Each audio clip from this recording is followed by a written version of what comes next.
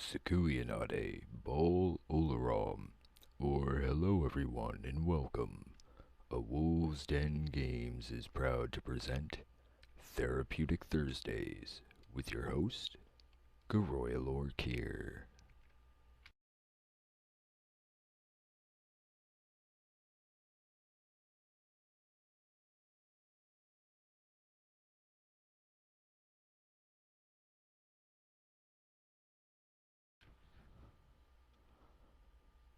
Hello, Miss Adika, welcome. Hi everybody. We're going to be doing things a little bit differently today. Let's see. We need... Why is that over so far? Oh, because it was altered. That's why. Okay, that explains that. Anyway, what we're going to be doing today, as opposed to our usual streams, is we're going to be doing some character creation for D&D and maybe some uh, brainstorming for possible adventure ideas and that kind of thing. I apologize if I'm a bit tired and rambly. My brain would not let me go to sleep last night for some weird reason, and I couldn't even lay down properly until I had a chance to finish this piece, which I believe is my second ever landscape I've done. Uh, so I mean, it's better than I would have expected. Uh, but it's still a work in progress. I got to go back through and probably do a couple more versions of it, but it came out better than I was expecting, and that's always good. Anyway, I do want to thank everyone for joining us. Hang on.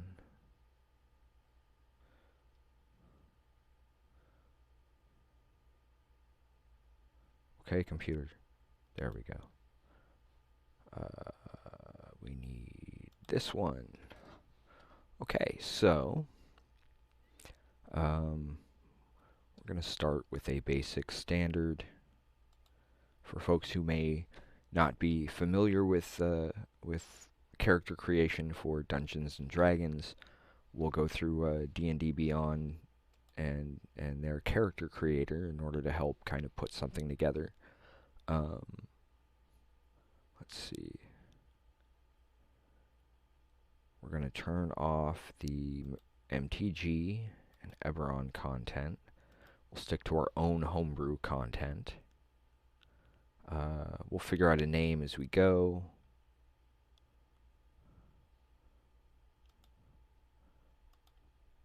Let's go manual on hit points. We want the feats and multi-class requirements up there. Encumbrance, ignore coin weight. Yeah, there we go. That'll work. Turd smugglings. Well, we'll see. We'll see how things go. I do hope folks will join us for this, because otherwise it might end up being a bit boring. No, I turned off the homebrew on purpose because I want to keep it with just the stuff that we've created here at a Wolves Den Games, in order to limit accidentally grabbing somebody's other already made stuff, that kind of thing. Because the characters we create may possibly end up in some future publication as either a pre-gen character or an NPC, so we want to be able to leave that open for us for legal means. Let's see. Any suggestions on which of the races to pick here? Because we've got plenty of choices to go with. Any thoughts at all from anybody, anywhere? Lizard folk? Yeah, we haven't done anything with lizard folk, so we'll see what that does. Let's see. Constitution by 2, wisdom by 1. So they're considered adults at 14 and tend to max out around 60 years.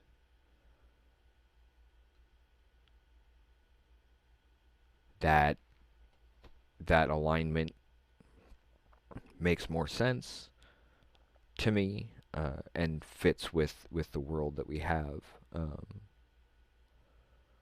Little bulkier and taller than humans.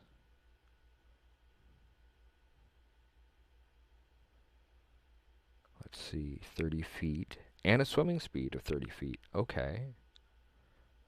Natural biting.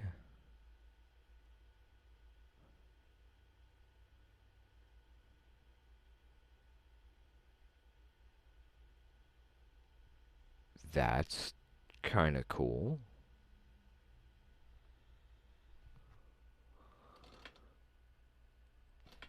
I apologize if the audio is a little rough. Let me see if I might be able to fix a little of that. I'm hoping. Trying to get everything even as possible here. Um, let's see. Hold breath for up to 15 minutes. That'll be helpful. Gain proficiency. Out of those, personally, I'd probably pick stealth and survival, but that's me. We'll see how things go when we get there. We've got time. Tough, scaly skin. That's even without armor.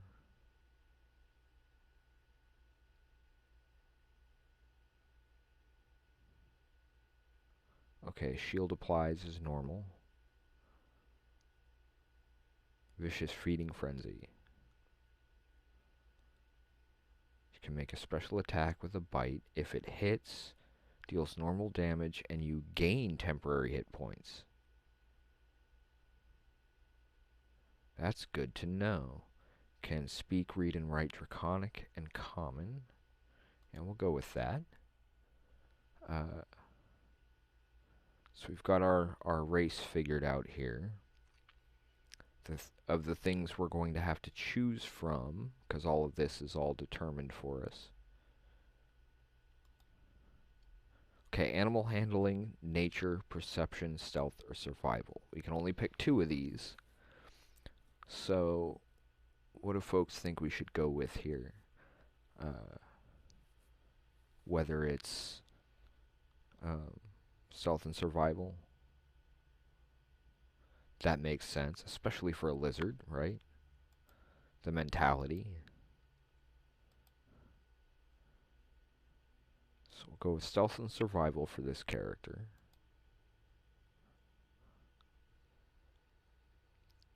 And you're saying we should go rogue with this guy? Okay. So we'll go... Unless anybody else has any other choices, but us being Wolves Den Games, well... Rogue's got a rogue. Just wish that showed up better on the screen. Oh well. Let's see. These I know because rogue.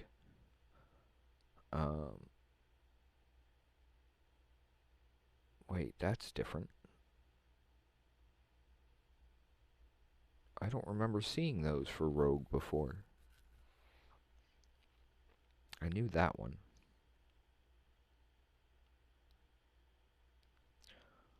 Wow.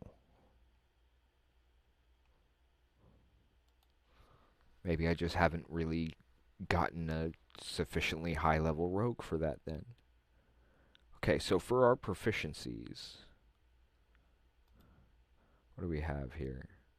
Acrobatics, athletics, deception, insight, intimidation, investigation, perception, performance, persuasion, and sleight of hand. If we're going with a rogue, we definitely need sleight of hand.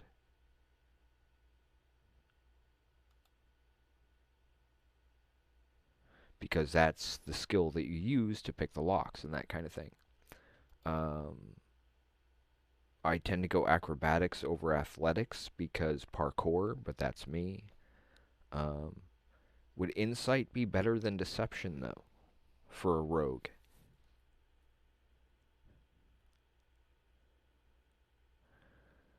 Because there's still, let's see, perception over insight, be able to spot stuff.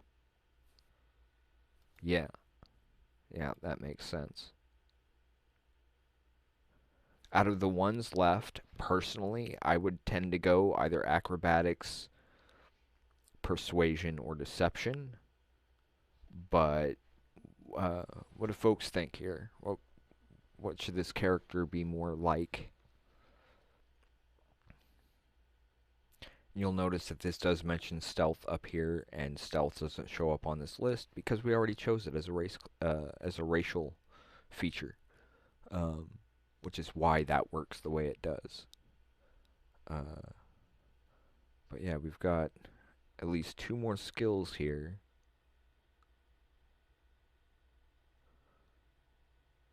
Yep, yep.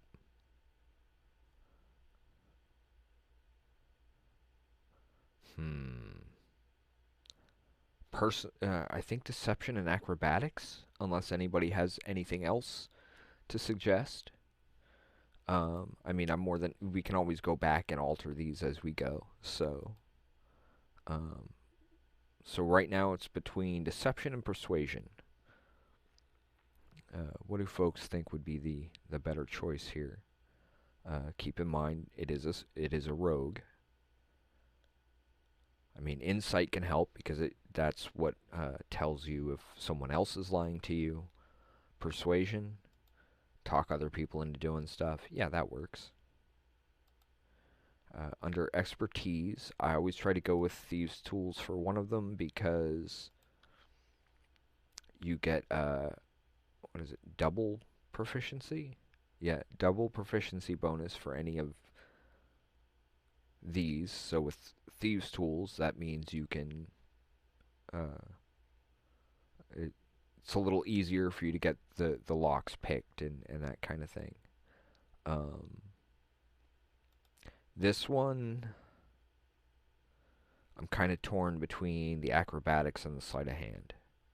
Sleight of hand would just add additional bonuses to the thieves' tools, I believe, giving you a much higher bonus overall. Um, that'll work. Sneak attack. Uh, let's see. Don't need advantage on the attack roll if they are within. Okay. So anytime you would have advantage on your attack roll as a rogue, you get sneak attack damage, which would be the extra 1d6 at level 1.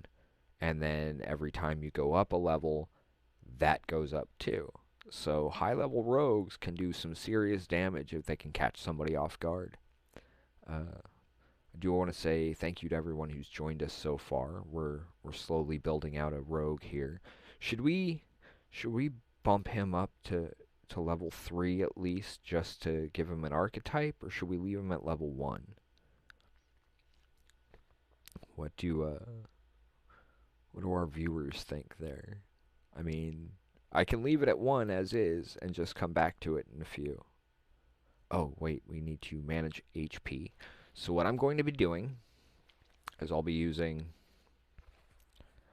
this dice tray that was sent to us as part of a giveaway we happen to have won a little over a year ago now.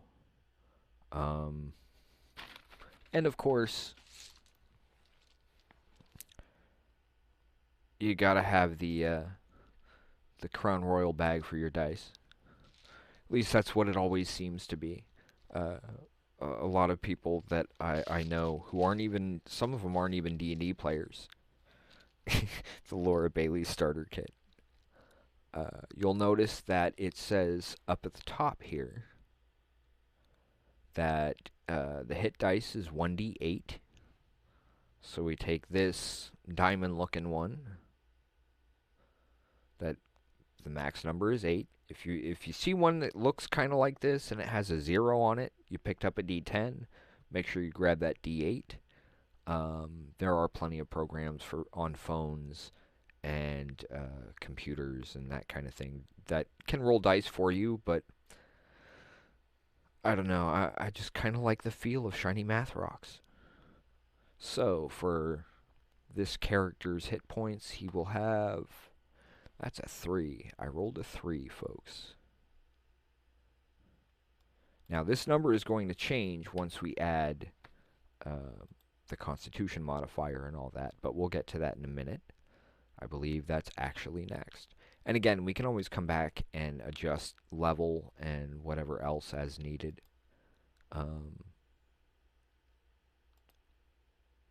Should we roll, or should we go with a standard array?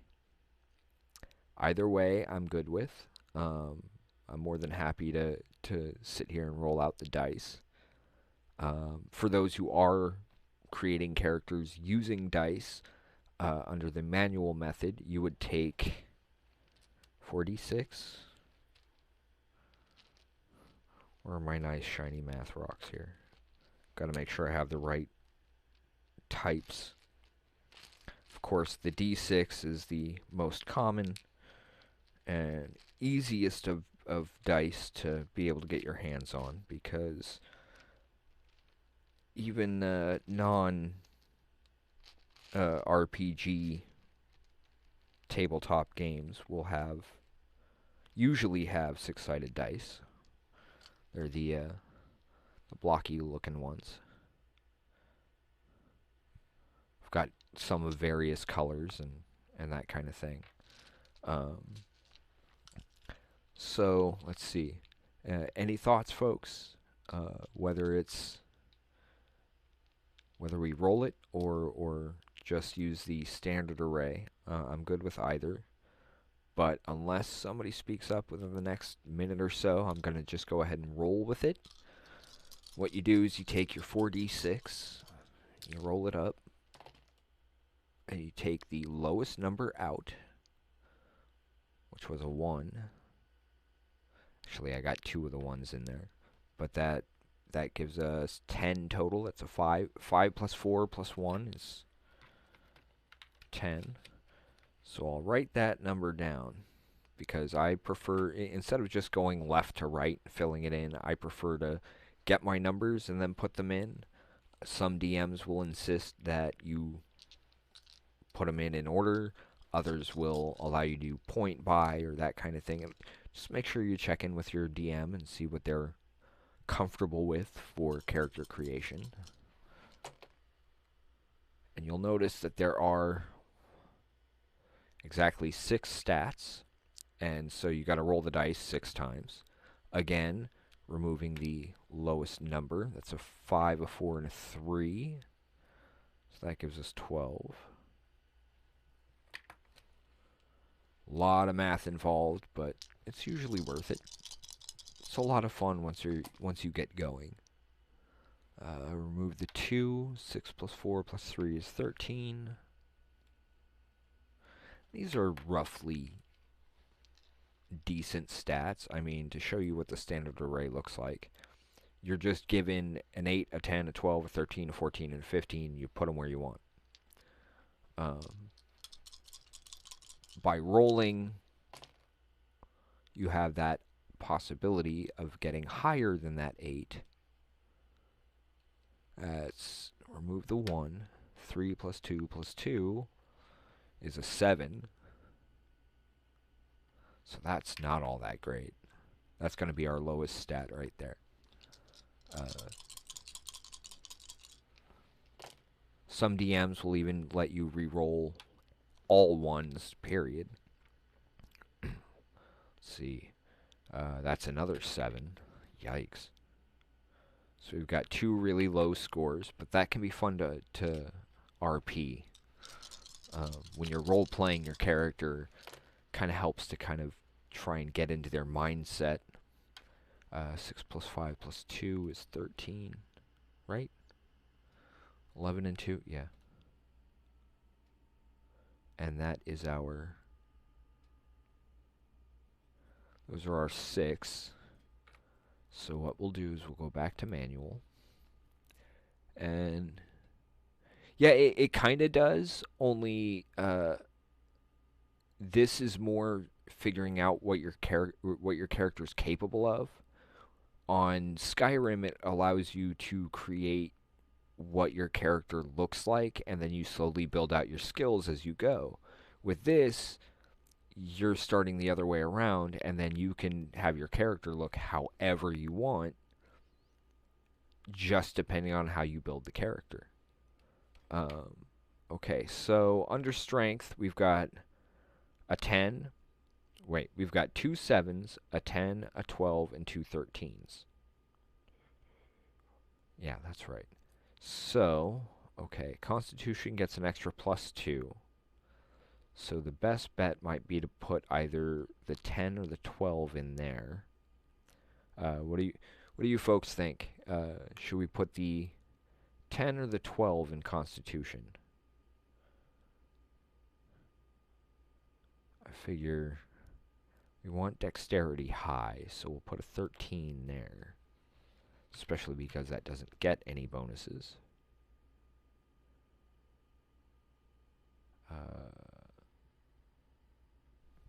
Any suggestions as far as that goes? I'm still kind of on the fence on that about the 10 or the 12 on Constitution. 12 would be great because that bumps it up to 14, which gives us better hit points, but there are trade-offs as you go. Consequences for every action.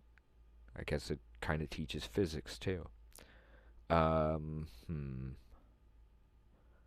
thinking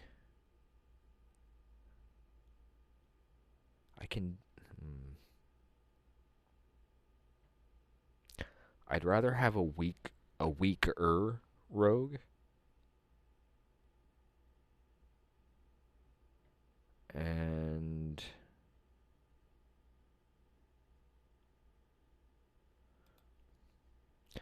charisma is a little misleading, I guess. Okay, yeah, so now we've got a 10, a 12, and a 13.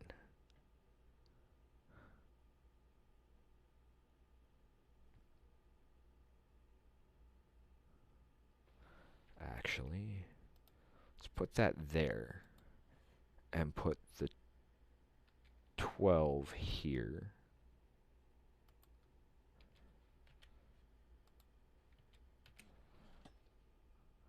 That should be interesting.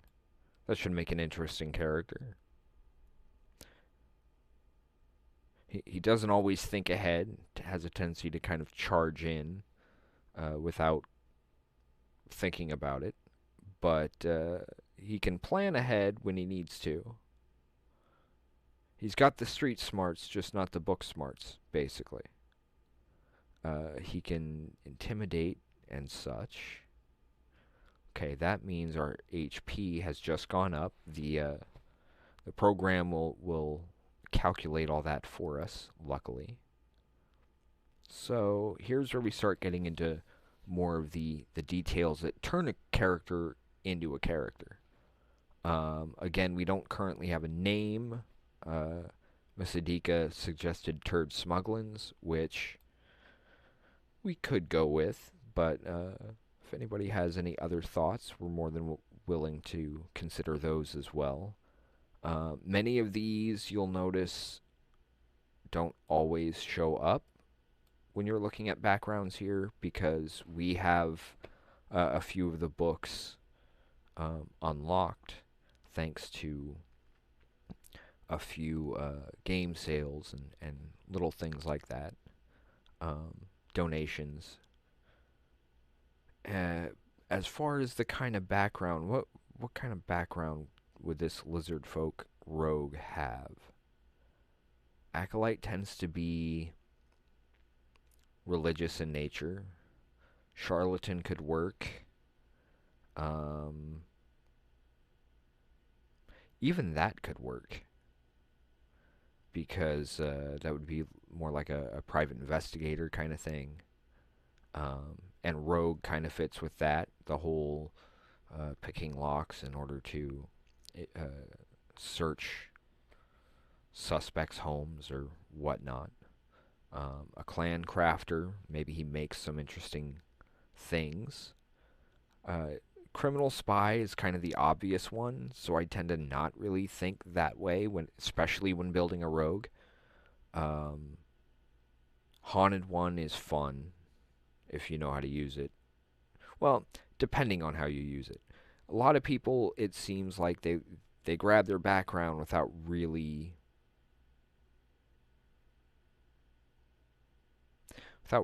doing anything with it, if that makes any sense. Give me 1 second, folks. Looks like some of my own homebrew stuff isn't showing up. We've got the farmer.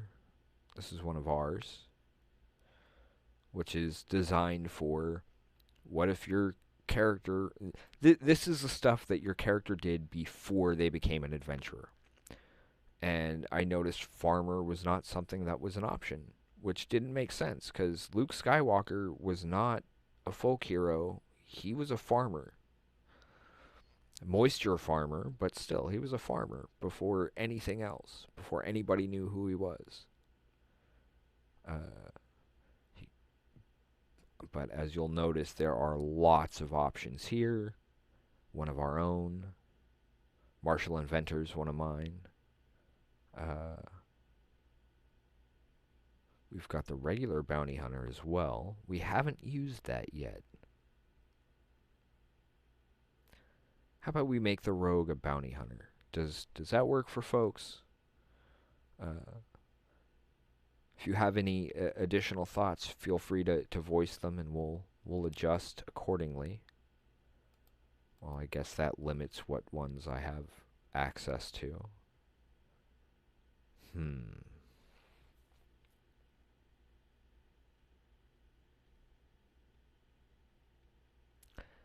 I'm kind of thinking along the lines of these three: intimidation, medicine, and nature. Because he is a lizard folk. He, she, they. I think they works better because we have not given this character any of those characteristics yet. Performance, I throw that more into a bard. That's kind of me, though. Let's see. Medicine would be helpful in case. Yeah, we'll go with medicine. As for tools,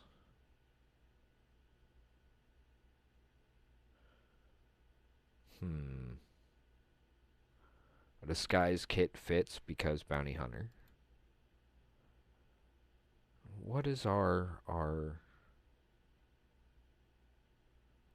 our rogue do on his time off?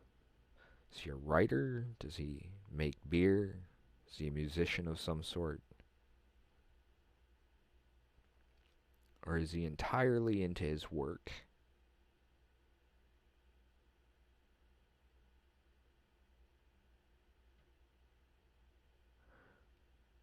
Is he the type to repair his own armor? Or does he just like...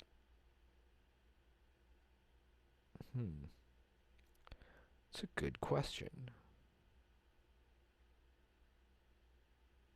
What would make sense for this character?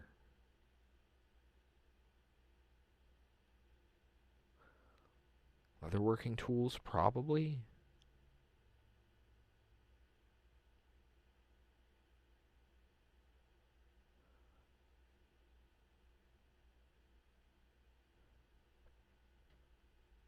An herbalism kit?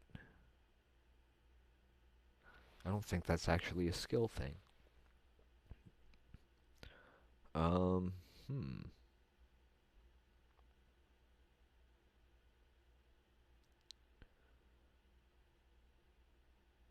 Wait, is that... What isn't showing up here?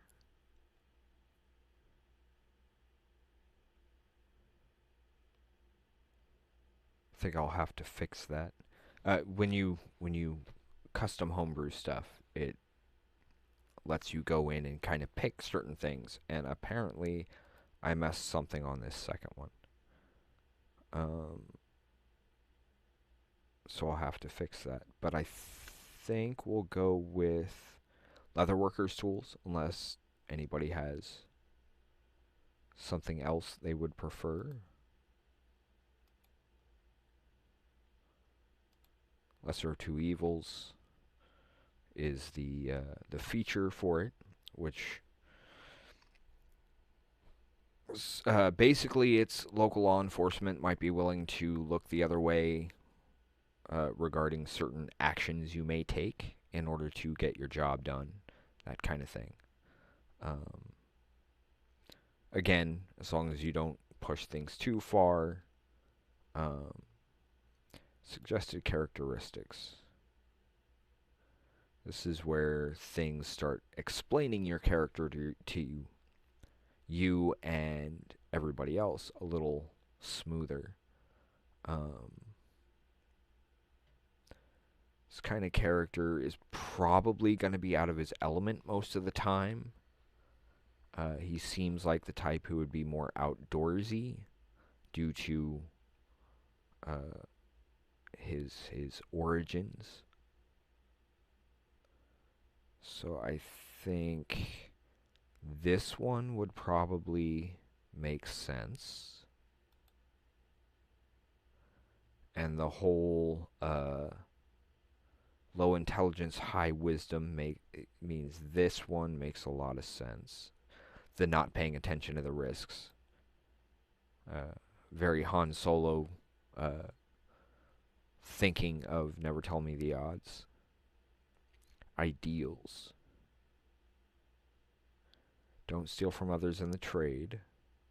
But that would just necessarily mean other bounty hunters. Not poaching their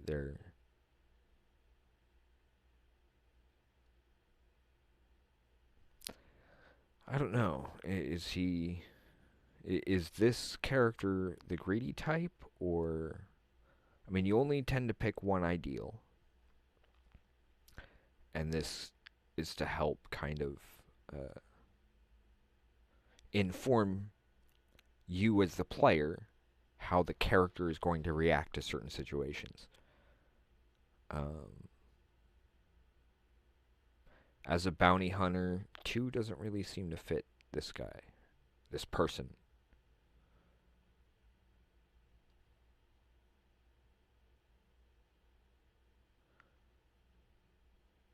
We'll keep it even on that neutral belief. Bonds. What are the things that keep this character moving forward?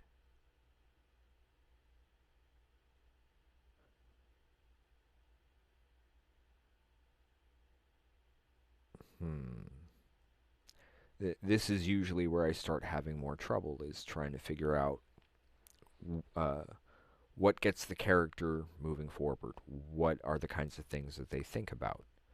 Um,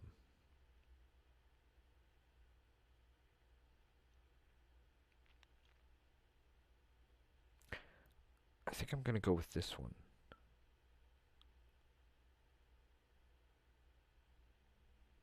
But maybe the crime is one that's more in his own mind.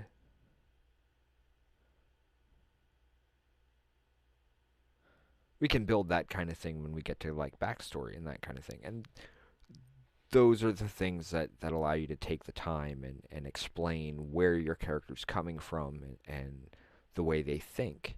And that determines, at least to me, more of what actual alignment is. It's more what beliefs do they hold to. Um,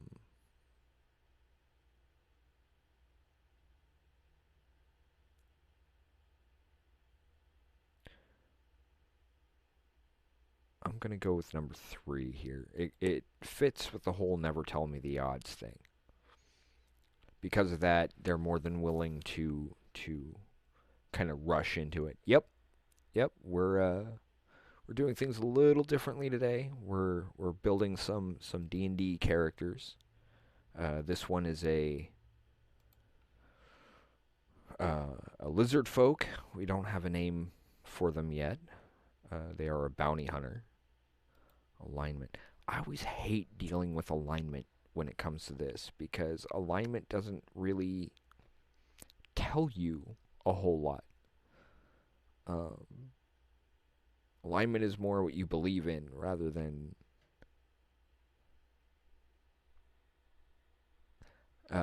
yeah, vampire would probably fall under lawful evil or lawful neutral in my world because they do have their laws. But well, it also again, I still think that that's kind of more up to the vampire. I mean, Louis, if you go with Interview with a Vampire, Louis seemed, at least in my case, at least in my thinking, to fall under the lawful good because rather than feed on people at some point, he ended up focusing more on sticking with animals, and that way the humans still get to live. And so that lawful side of him was fighting the evil of the vampire. So he was still trying to be a good person while still following the laws of being a vampire. But vampire, so evil. I don't see it working that way. I mean, life doesn't work that way, right? Uh, I tend to go chaotic neutral because that is honestly the closest thing to reality that most people are. Laws change depending on where you are. You go to a different country, the laws are different. You have to follow those laws. If you don't understand them, or for whatever reason refuse to, well, your lawful good character is now no longer lawful good, right? They are now chaotic good because the laws there are different than where the character comes from. So alignment is way more complicated than D&D seems to give credit to. As far as faith,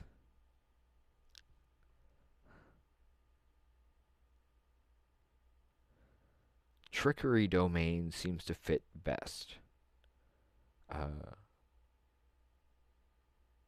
As such, I would have to go with Naruto, which is a character we came up with.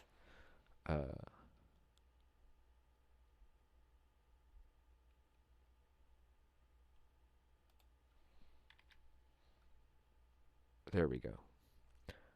Naruto is a trickster god. Think Loki, but Loki was more chaotic evil. He was out for himself and enjoyed messing with people. Naruto is more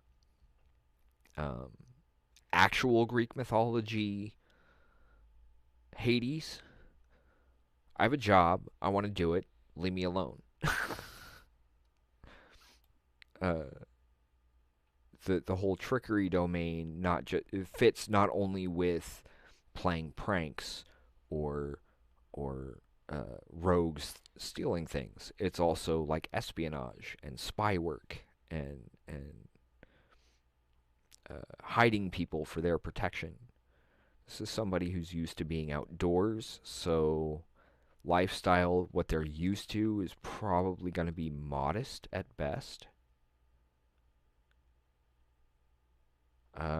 Physical characteristics, I never really pay attention to any of this stuff. I usually have a character in mind, and I'm like, okay, this is who they are, and boom. And then try and figure out which of this stuff up here explains the character that's already in my head. But that's me. So as far as this, I mean, being a lizard folk, they probably won't have hair. So we'll say none for that. Skin. Let's see. It would be scaled because lizard. But what color lizard would they be? As a rogue, I mean... Ooh, I got a better idea because I can actually fit that because lizard folk, that means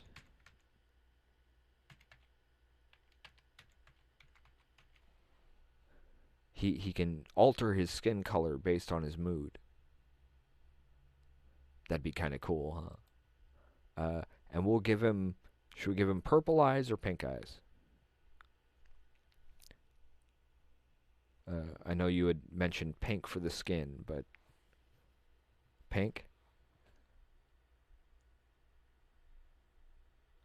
Ooh, like a pearlescent pink or an opalescent pink, so that it, depending on how the light shines on it, it could be maybe a purplish or a blue.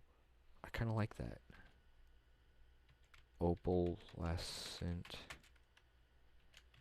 pink. That way, depending on how light hits it, it would alter the shade. As far as height, they tend to be bulkier and taller than humans, but not by much. They're still considered medium. So that means between 6 and 7 feet.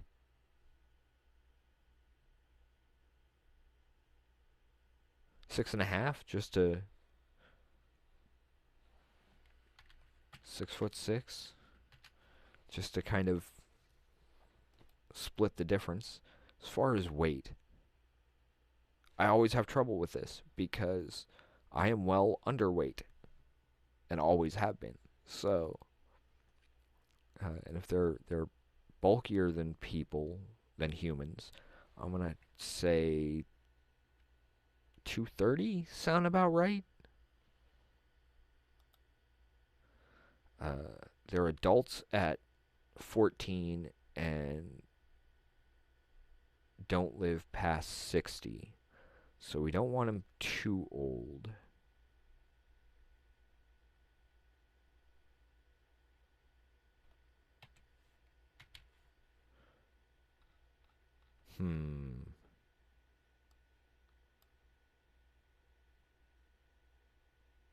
No, I can't use that name either. Names are always difficult, especially when something might be published. Is this male, female, or other? I mean, technically speaking, as a lizard folk, and going by Jurassic Park, they could, in theory, change anytime they wanted, depending on circumstances and whatnot. I mean, I don't think it would be like necessarily a conscious choice.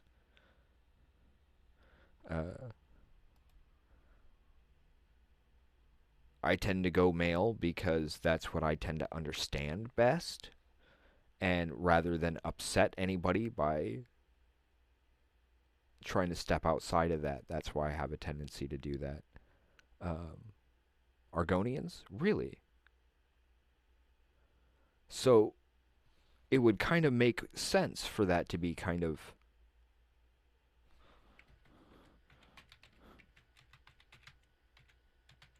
Plus, if published, that makes this character a lot easier for a DM to run, because they can alter anything they want about the character, and it's literally built into it. So I kind of like that.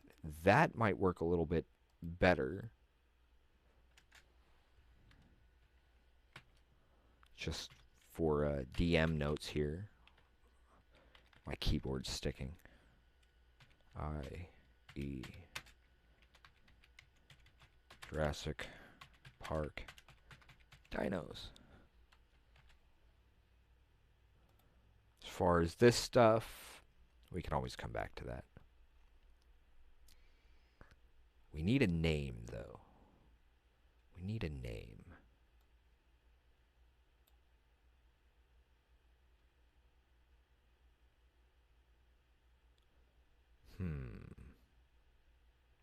Something that would seem fitting for lizard folk.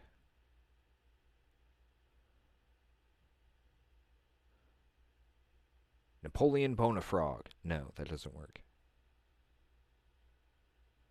One, because that's from Ninja Turtles, and two, he's not a frog.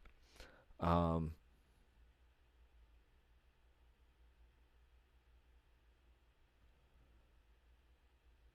huh. Names are always a pain for me. Let's see, who's a decent...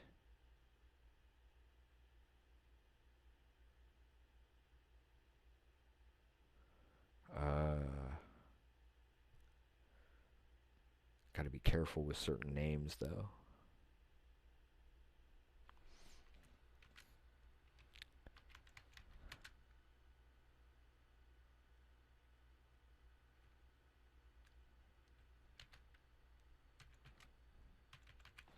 Rajas Lemire. That'll work. That'll work. Rearrange the letters of a bounty hunter-ish.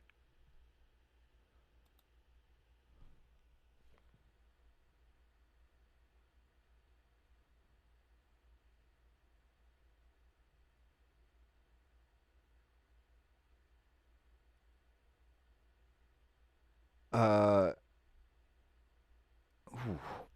as far as currently, I don't think there's any official vampire uh, character option. It could be done, but the world that we're creating, vampires work a little bit differently. So it would kind of depend on which court vampire. As far as powers and stuff, most of those also depend on um, what kind of uh,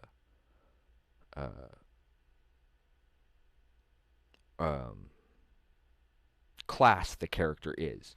For example, there are casting classes and there are martial classes, and then there are archetypes once you reach a certain level, which will kind of cross some of those lines, allowing for certain ranged or melee characters to also start casting spells.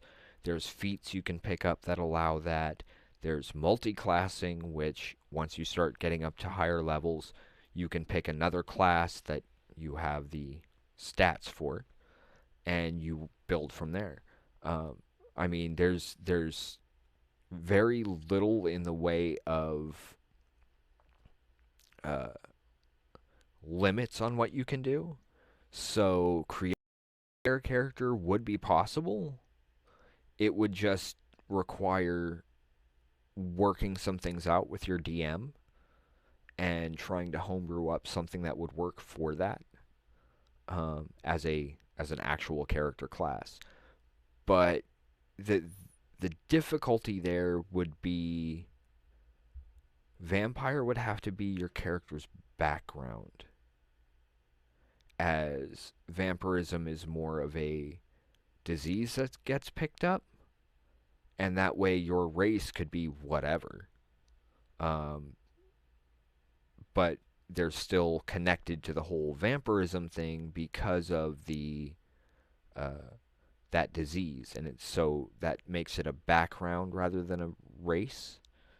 But I guess that's just my way of looking at it, um, because you could have like elf vampires and human vampires and whatever else. I tend to go rapier rather than short sword because it's a finesse weapon, which means you can do a little bit more with it. Also makes it easier to draw at speed if needed. I mean, vampire could be an entirely separate class. Let's see. As a rogue, as a rogue, this guy's real squishy. So we're gonna want arrows because we want range. If only to stay alive. Burglar's pack. What does this have? That would probably fit the character best. The burglar's pack, I mean.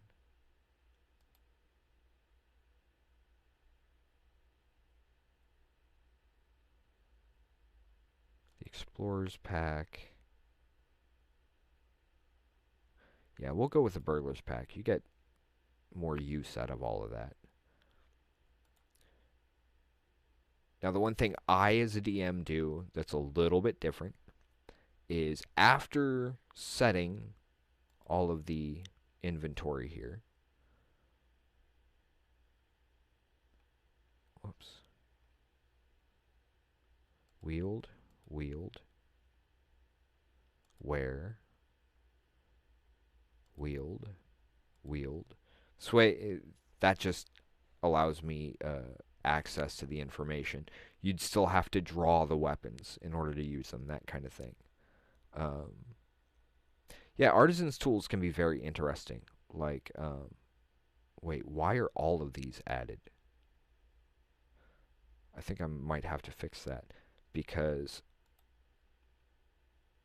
I don't see that I needed all of these, just one of them. And Tinker's tools. I prefer Tinker's tools. So I just got to fix the stuff that...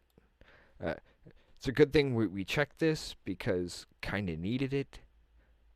Yeah, the crowbar is actually part of Leatherworker's Tools. I think it's the one I had taken.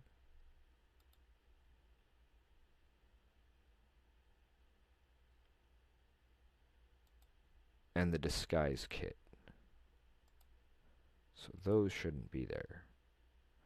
The cobbler's tools, cartographer's tools, calligrapher's supplies.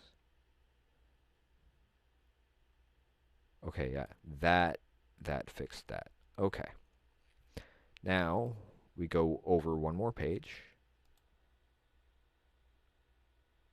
Well, it would odds are be either strapped to or put inside the backpack. But yeah, burglar's tools as a this is what the finished character sheet would end up looking like. Why do the hit points look wrong?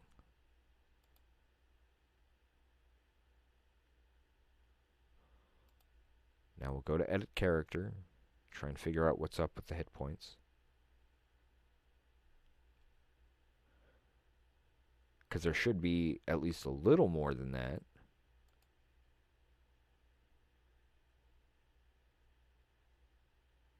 I'd rolled 3, plus 1 from Constitution. I guess that is right. Yeah, we've got a very squishy rogue here. Might be a good idea to maybe up him a couple of levels. Get him a little more in the way of HP. His AC is 14. His AC would be 14 whether he had the armor on or not, it looks like.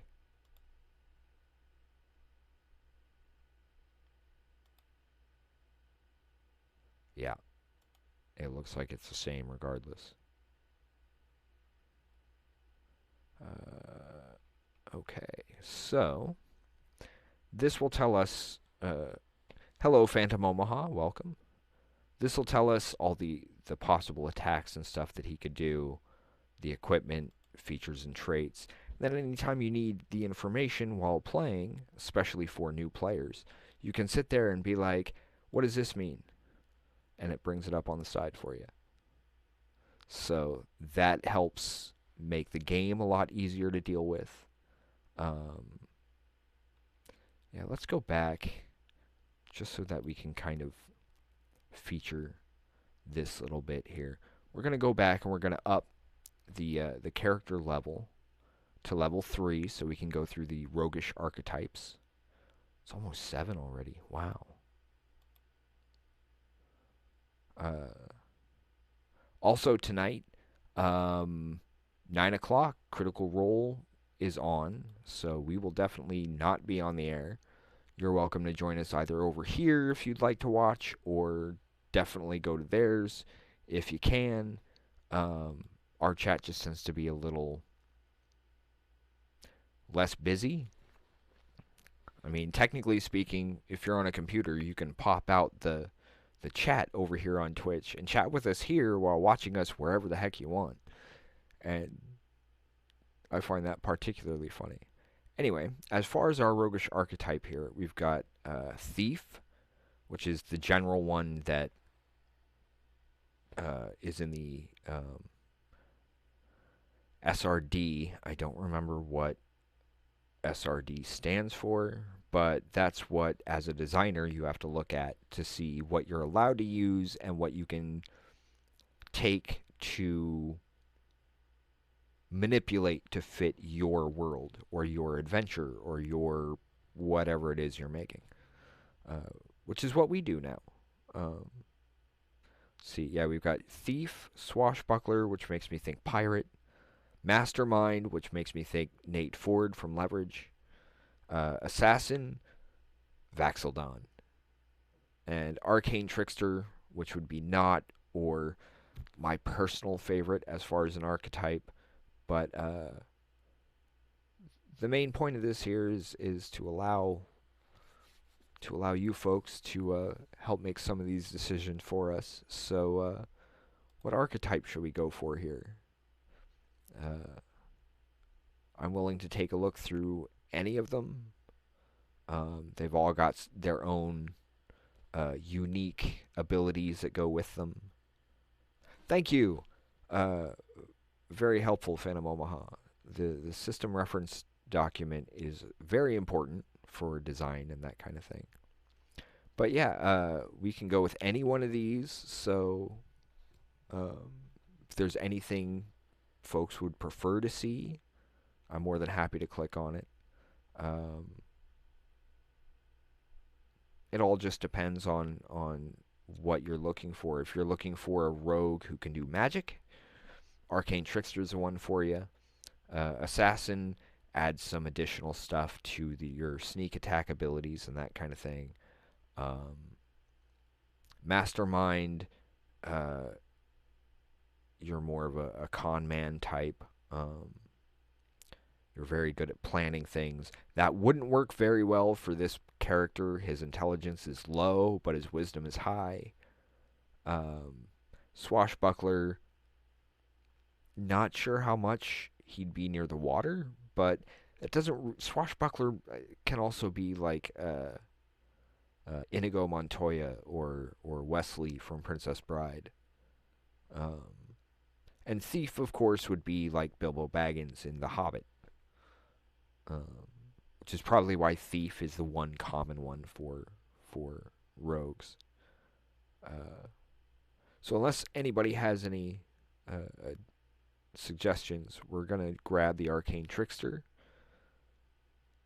Just because I love all the things that you can do with that. But that can be changed at any time. You get 3 cantrips. Mage Hand is one of them. You have to take Mage Hand as one of them. And 2 other cantrips. Those are spells that you can cast. It's referred to as at will, meaning you don't have to use up a spell slot to use them. You would still have to use any hand gestures, vocal spell components, or material spell components, but you can just cast it over and over and over. On your spell slots, that'll show up on the page when we're done. 3 first level spells of your choice. 2 must be from enchantment and illusion. So you're limited to enchantment and illusion on 2 of your first 3 spells. And then the higher you get, the more spells you learn. And 2 spell slots at first level, which is 3rd level rogue. 3 cantrips and 3 spells. So we go up here. We click on spells. We have no known spells, so we're going to start adding some here. Now, all of these spells, one of the great things about using this to make your characters is it'll stop at the bottom of the first level stuff so that you can only see just the stuff you have access to at that level for the character. That way you're not really quite as overwhelmed by all the options that are available for character creation. I mean, we've been on here for an hour already, and this is still our first character, just to give you an idea. Um, and this D&D Beyond, their free account gives you access to everything in the SRD and allows you to make up to 6 characters without having to pay anything for it. We ran our first campaign for 6 months with nothing but the free stuff that was on here. So yeah, we'll take a look at our cantrips. So we'll filter by cantrip. So that only goes down to here. Out of these, as a mage hand is one of them. We have to learn that one. Don't have a choice on that. Let's see.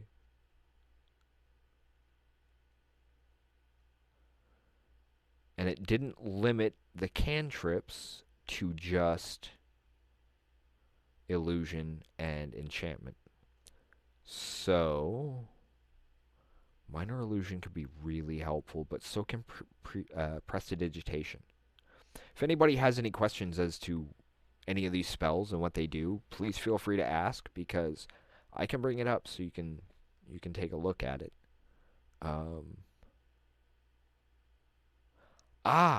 This is essentially Harry Dresden's Flickumbicus spell. That could be very useful.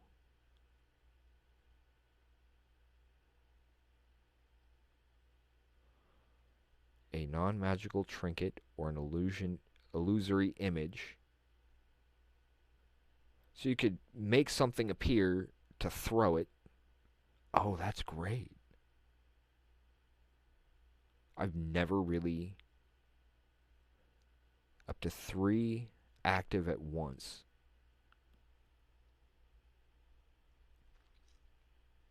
Vocal and somatic. Last for an hour. That's the page of the player's handbook that it's on.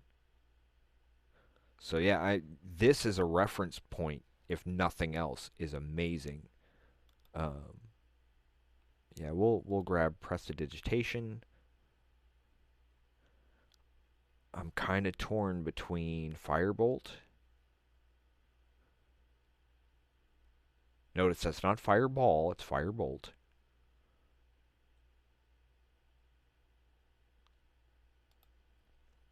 And Minor Illusion.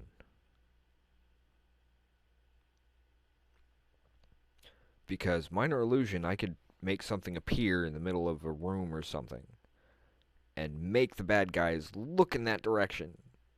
Meaning they're not looking at me, meaning, first of all, surprise attack, which means an attack before initiative. It also means extra damage from the sneak attack. So I think that's probably our best bet. We are now at 3d8 for hit dice. So what we'll do is we need to grab that d8 again. If you're unfamiliar with D&D dice, I mean, everybody knows the D6. It's the usual box one that you always get in most games. But the D8 is a little diamond-shaped one. There's another one that looks a little like it, but if you see a dice like this and it has a 0, you grabbed a D10, not a D8. So make sure you grab the D8. Then we roll this 2 more times because we rolled once for level 1. Okay, that's a 4. So this goes up to 7. That's for that level. And now for level 3, another 3. So, our rogue currently has 13 hit points. This is one of the reasons why it's always good to have a backup character anytime you play D&D, because you never know when you might end up hitting 0 on this. Whoops. And it going into death saves. Now, if you get 3 failures, your character is now dead. If you go down, when you hit 0 hit points, you're considered unconscious for 3 turns. Well, at least 3 turns. If you get 3 successes, you're back on your feet with 1 hit point. Well, you're stabilized at 1 hit point. You might still be unconscious. I'll have to check. But yeah, I mean, this is the kind of thing that we spend our days doing, trying to figure out various non-player characters in order to help fill in the world and give the players people to interact with, both good and bad, because there are monsters. Let's go here. We have a character made, so if a dragon eats you, it depends. If it swallows you whole, you have X amount of turns to find a way to escape, or you will suffocate. Scanlan and Vax, spoilers just to warn folks who may be in the middle of campaign 1 for Critical Role, but during the Vox Machina run, Scanlan and Vax'ildan both came up with an idea on how to stop a particular dragon by teleporting inside it with an immovable rod, which is an actual magic item. Speaking of dragons. Yeah, and currently we do not have any of the monsters outside the SRD unlocked, which means certain ones of these you'll all open up and it'll sit there and say, you don't have the information for this. I have actual physical books which make up for it, so I'm not all that worried.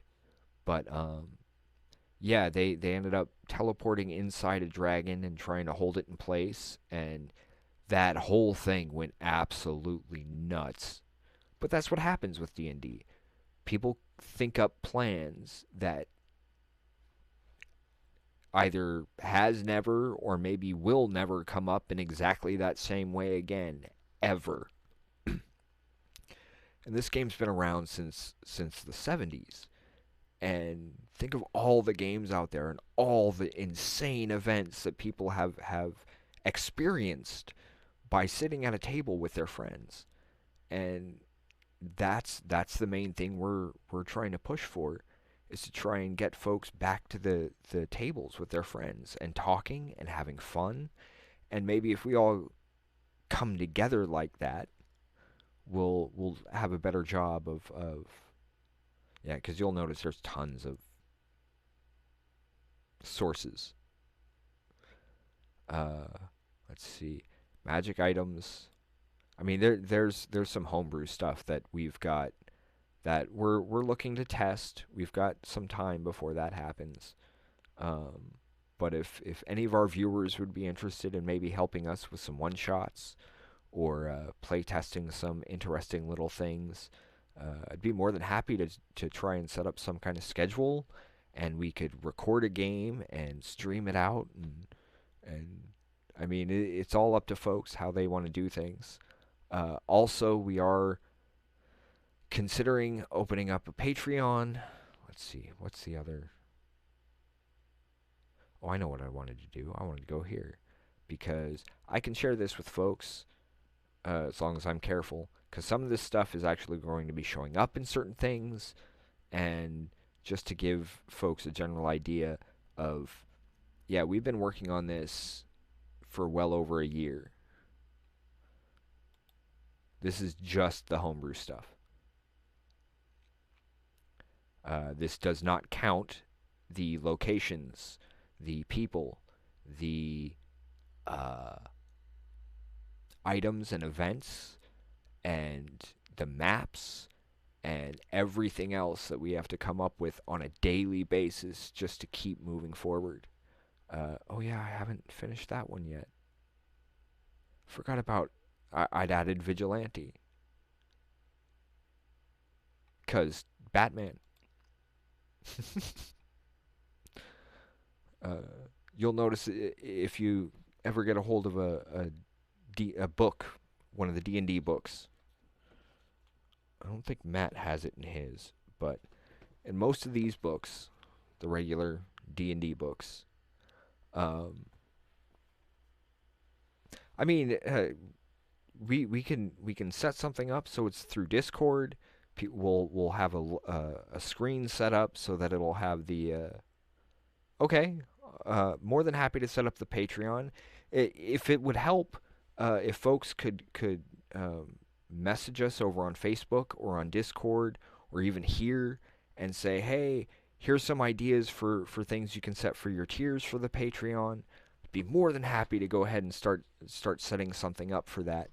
I mean, even if it's like uh, end credits at the end of our shows that have our Patreon or our patrons listed, um, and things like that. I'm more than happy to do that sort of thing, but also keep in mind that while we are working on this stuff, and I left these blank in case we ended up getting to starting to write a one shot together, um, that these would be all set up for it.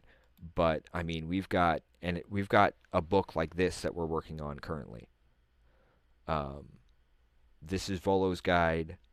This is one of the great D&D books that helps with a lot of things.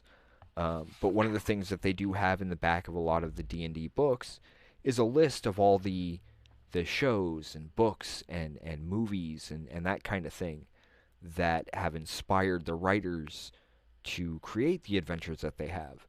So, I mean, if I can set something up and get things going, and even if we just used like avatars and just played a game through Discord, we could sit there and record it and set everything up so that as we progress, our viewers will actually be able to join us for some actual tabletop games and try out some of the interesting things that we have that we're working on. I mean, for example, like these Silverclaw gauntlets. They're just basic regular gauntlets that happen to have silver claws attached to the fingertips.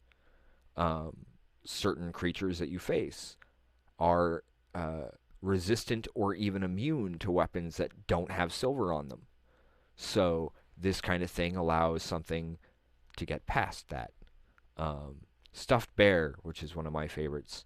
And this is because somebody decided, I want to take a certain magical item that they'd gotten, a bag of tricks, and swap it so that the only creatures that ever came out of the bag were bears.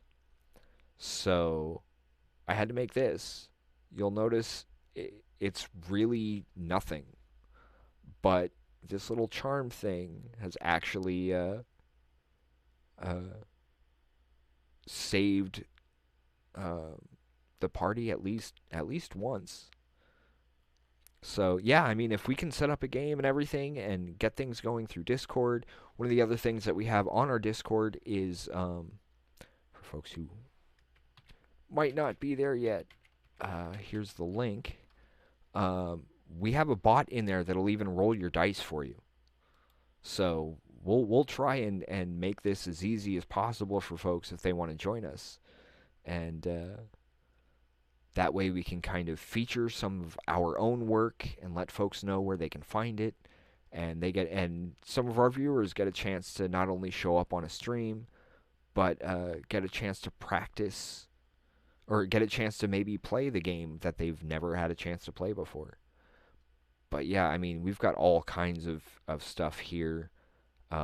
D&D Beyond is great for being able to build things and figure things out. Oh yeah. They've also recently released this encounter builder, which for DMs makes it nice because you can sit here and go, okay, I've got 4 players and they're all at level 3. So we'll go with that. And this tells you all the numbers for how you can set up your various encounters. But things like that, and then, okay, there's 4. Medium difficulty for 4 players at level 3. But if you adjust this, what if they're all level 1s? Now it's a deadly encounter. So you adjust accordingly. You want it difficult, but you don't want it too difficult. You want to give your players a challenge, but they need to keep in mind that their choices will quite literally affect what happens. There are consequences for your choices in D&D, and characters can die. So always kind of keep that in mind. But yeah. Anyway, if you'll give us a few moments, I need a short break, maybe 5 minutes. So if you want to grab something to drink or something to eat, we'll be back and we can start working on building another character, I guess. I know that I've got a couple that I need for the one-shot I'm doing for the workshop and that kind of thing, but we'll get into that shortly. I'll click this in case folks need it. But yeah, we'll take a quick break, and I'll be back in just a few. Thank you for joining us so far, and we hope you'll stick around for a little longer at least. So, be back in just a few.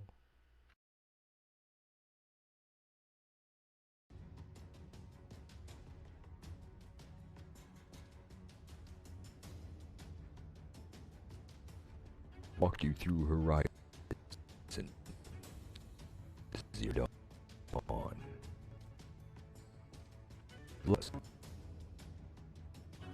And through for honor. This summer, one man, one horde, one motorcycle, many locations with an open world map, and one very large arsenal. When the dust settles at the end of the day, who will remain standing? Will it be Deacon St. John?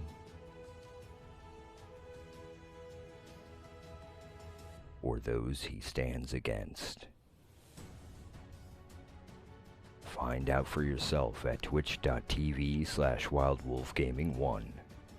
Stay wild, everyone. In the video game streaming system, the viewers are represented by 2 distinct groups: the gamers who provide walkthroughs and compete for wins, and the entertainers who provide nonsense and fun. These are the games of the Insomnia Squad. Doink Doink by Mike Post.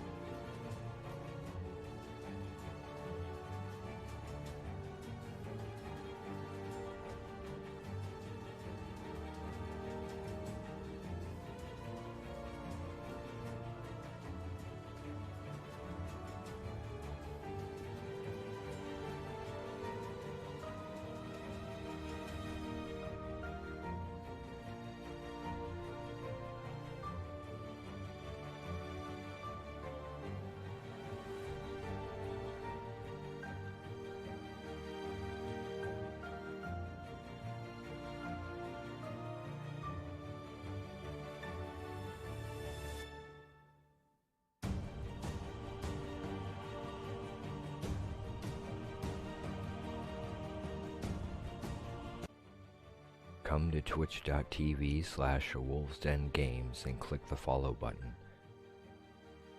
That way you will be notified for further games by the Insomnia Squad.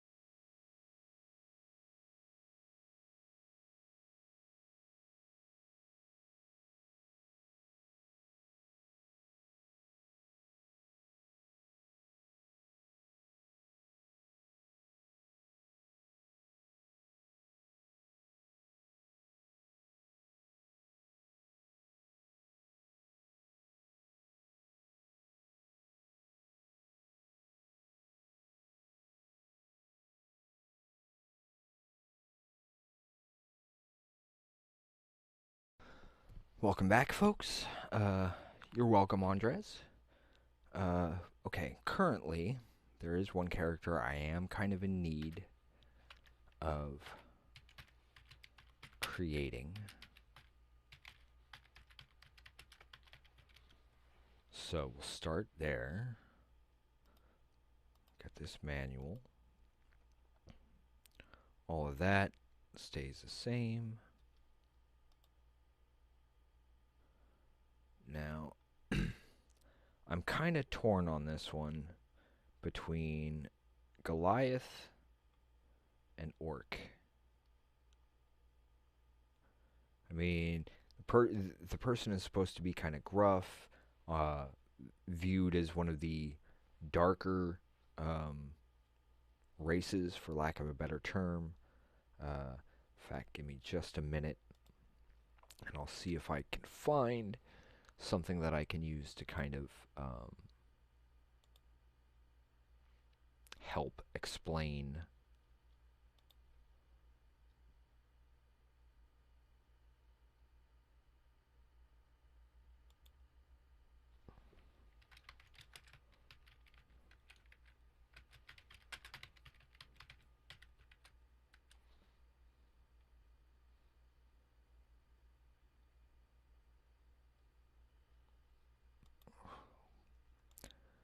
Okay, let's see.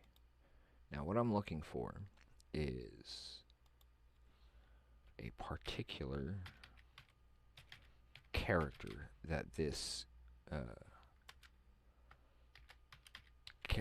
particular character is actually loosely based on ish.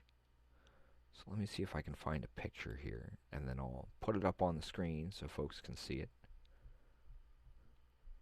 But I need to find the image first. Is that the only one? There's got to be a better one than that. There isn't. Okay. So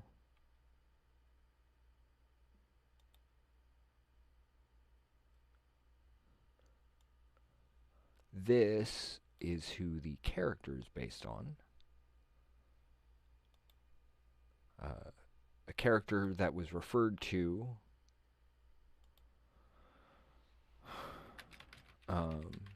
by Colonel John Shepard as Todd. The actor's name is Christopher Heyerdahl, which is why the name for the character.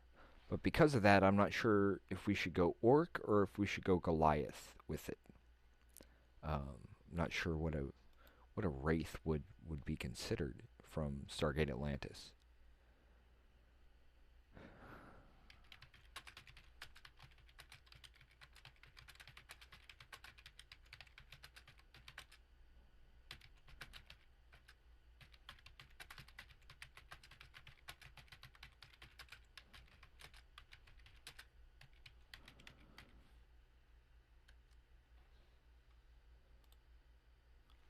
There we go. Sorry about that, folks. Little things here and there. It's kind of the way things go with life and with work. Let's see, orcs. Strength, constitution. The negative on the intelligence doesn't really seem to fit, though. Todd was really smart, so we're going to go Goliath.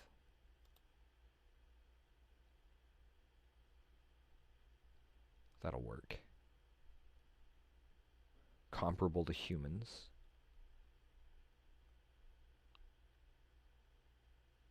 Seven and 8 feet.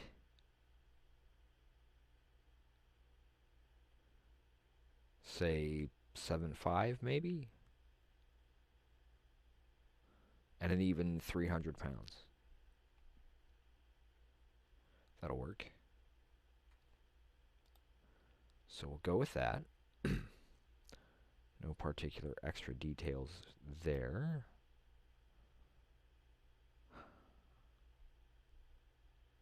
This is somebody who would have been some kind of soldier, most likely.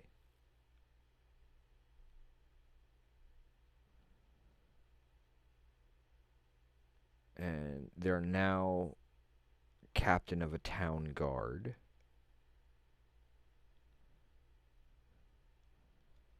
I don't want to go barbarian, because that one seems almost too obvious.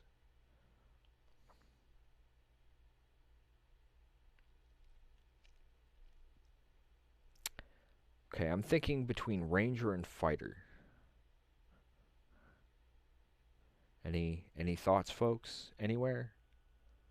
Whether it's Facebook or YouTube or Twitch.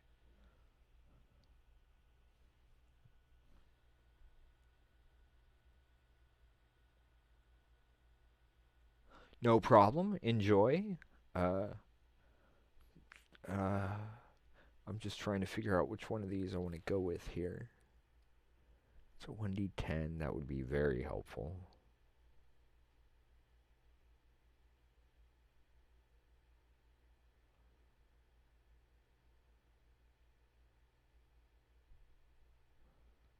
That might be the one right there.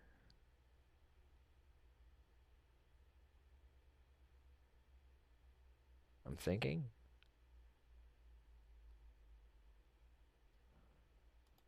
Yeah, let's check Ranger, but I think D10 on hit die, so that's the same.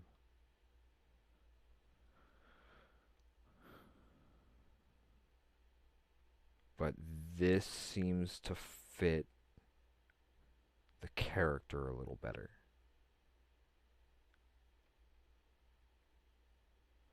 Captain of the Guard in a small mining town in the middle of Fey-controlled forest. Well, mountain forest, that kind of area. So we'll go with that, because that kind of chooses our favored enemy for us.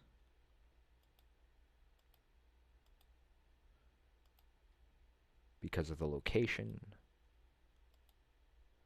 This would be mountain first or forest first? We'll say mountain. That's 6th and 10th. Well, we're not going to make them 6th. Maybe 3rd level. Ranger skill. Nature, stealth, and survival seem to fit best with someone who's a captain of a guard. Manage HP. So now we need a D10. Gotta have the traditional bag o' dice, even if it is a Crown Royal bag. Seems to be what most people tend to use anyway. There's a D10. Now, the difference between these two, when you actually see them next to each other, is kind of obvious-ish. the facets on it are different shaped, if that helps. So we're going to roll our d10 here for level 1. And a 1. I rolled a 1. I think we're going to re-roll that. On a level 1, yeah, I would.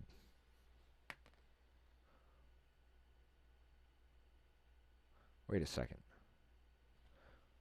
First level, you're supposed to take max, right? I don't remember. I think so.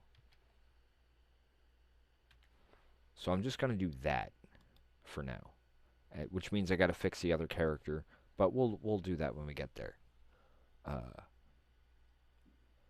And I'm only doing that for the first level, because we want to up him to the same as the mayor. Oh wait, we haven't determined the mayor yet.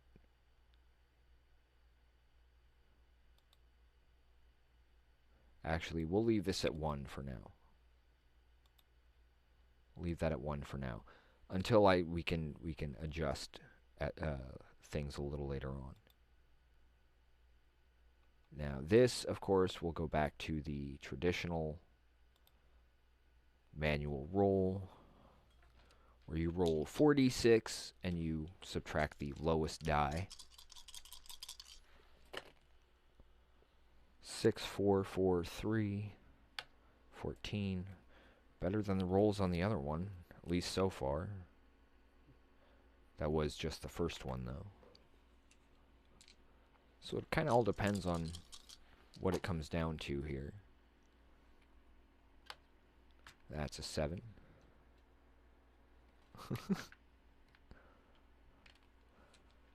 But it's the unknown that tends to 4, 4, 5. That's 13. It's the randomness of fate that the die have a tendency to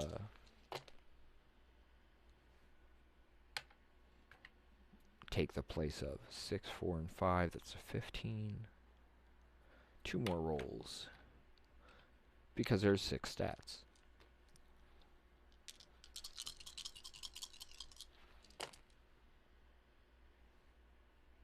Six, 5, and 5. That's 16. Okay, last roll for stats. And these stats are definitely way better than the last one.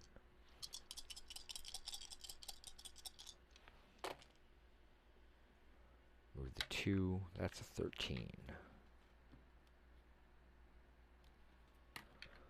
Okay, now...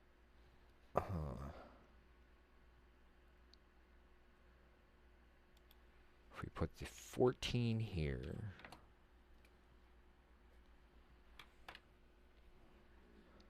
put the 15 here,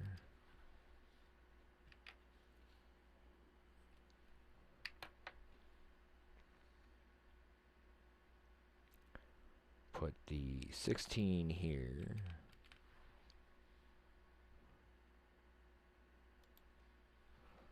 $13, 13, 7. That works for me. Charisma is usually my dump stat anyway, where I just tend to drop the most recent stuff. Should we go with Mercenary Veteran? That kind of fits.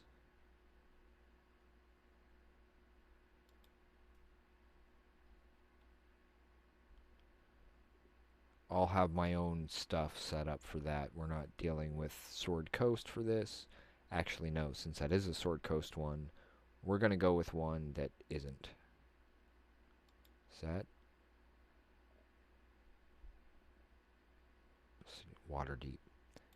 Yeah, that's still Waterdeep. We're going to go with Soldier.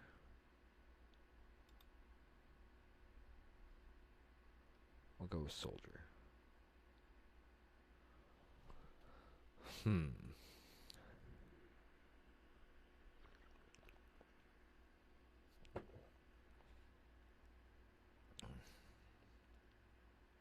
We'll say perception. And...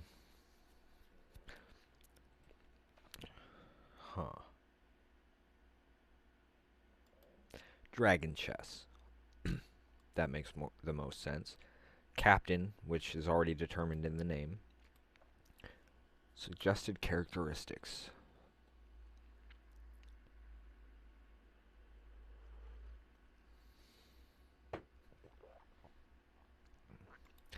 That's definitely this kind of person.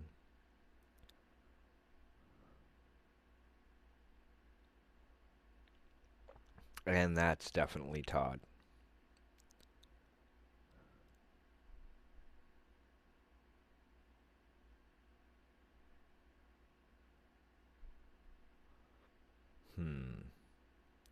Yep, that's the one.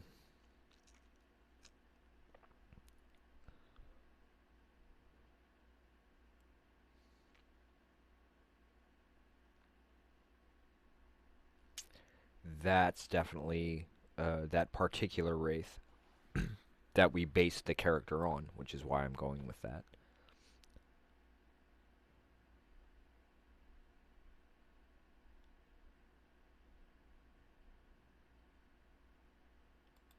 That's also definitely him.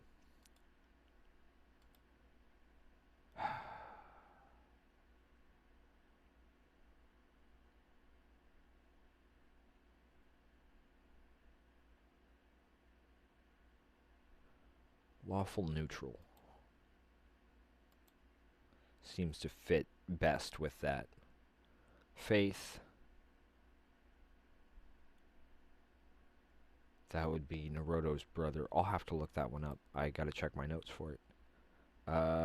Modest. Used to modest lifestyle.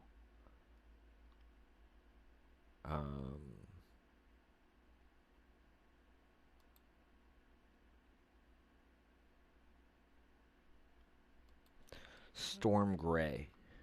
No, wait. An ice blue. Height 7'5".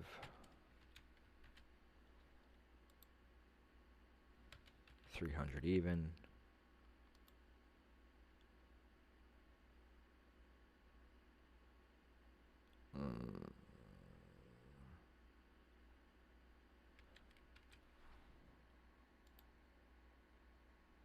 Because this character is based on a specific character, that's the only reason why I'm going with gender.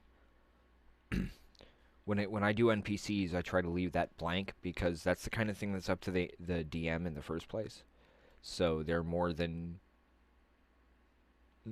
odds are they'll end up changing it anyway to fit their table the best. So I don't really tend to think about it all that much. In fact, when I was writing the one shot originally, that was one thing I just hadn't bothered putting in, because that way it leaves more agency for the DM to do what they want with it. Let's see.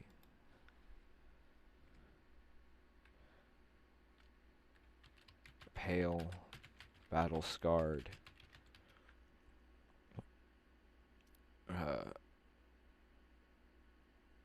That pretty much does it. Hair.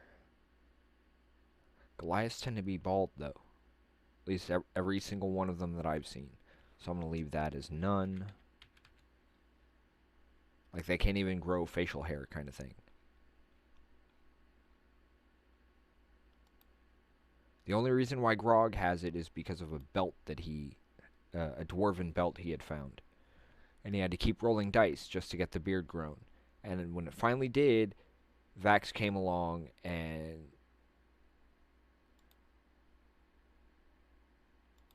yeah, that would be...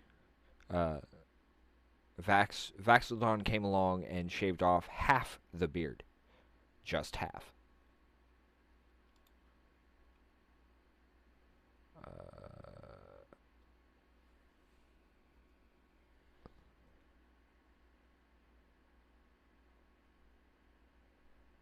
Dagger, broken blade. Nah, I'm not making them Aragorn.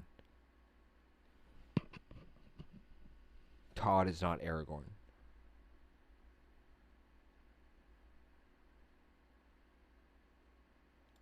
Give him a deck of cards because it makes sense. Add all those. Oh yeah, the other thing I didn't do with the other character. As DM, I usually go in and max everybody's starting gold. That way they can buy whatever other stuff they want rather than us having to sit here and, okay, you can get that, or no, you can't get that. You're level 1. Gotta wait.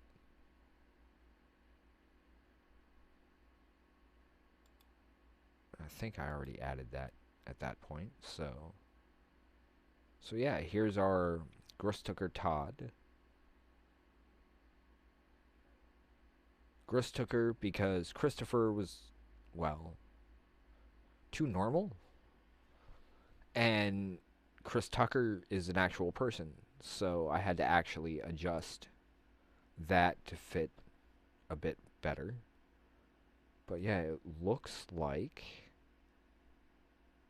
well, the hit points don't really seem like all that much, especially for level 1. And the AC is only 13. That's why you tend to work together as a group. It's cooperative gameplay. And, I mean, due to...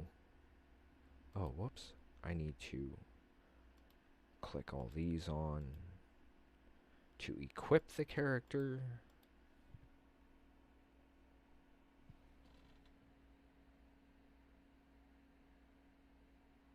Oh, wow.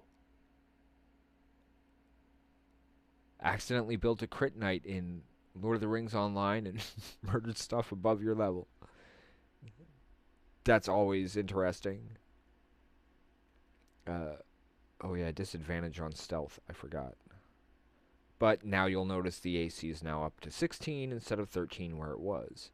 So what that means is when it comes to combat, me, the DM, will take a d20, acting as whatever monster's coming at you, and roll the d20 to get a 19. Ouch. 19 is higher than 16, so it hits. If it was lower than 16, it would miss. And tie always goes to the roller. So that's the easiest way to remember that stuff. Everything else is, I want to do X. Well, which of these skills matches with X? Roll a die. The basics of D&D are nice and simple. Okay, I didn't even notice that. And the fact that this will sit here and actually give you a full description of exactly what it means is even better.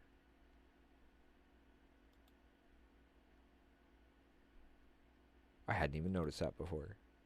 That tells you all about how armor class works and that kind of thing. So yeah, I mean, this is generally how D&D characters get made. There's also ways of doing like quick builds and that kind of thing.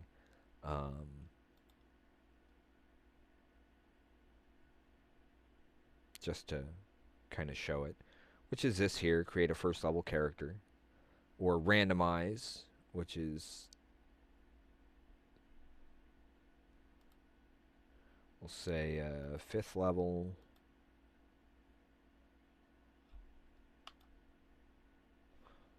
Just to be random about it.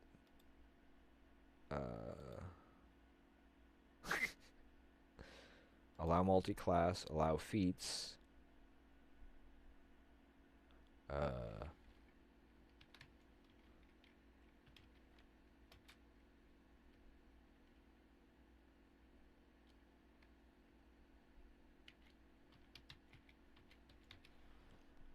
Jared Phalanges. Why? Because why not? And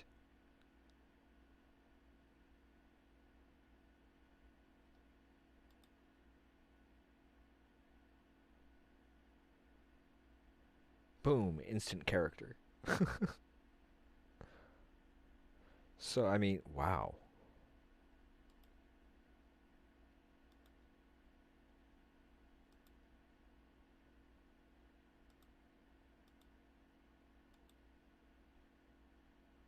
Ooh, and a pirate.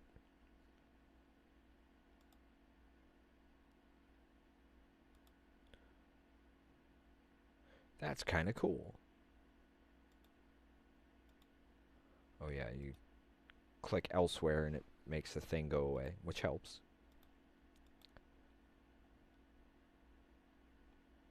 Ooh. Ooh. That dexterity is harsh. All those numbers are harsh. That could be an interesting character to play.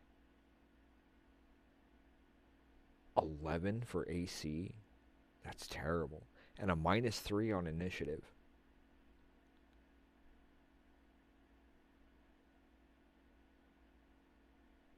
But yeah, that's if you're willing to risk just taking what they give you. How do I have a spell? Ranger 2, Cleric 3? So I even have healing spells? I do. They even pick my spells for me. That's actually kind of cool. I've never used that before.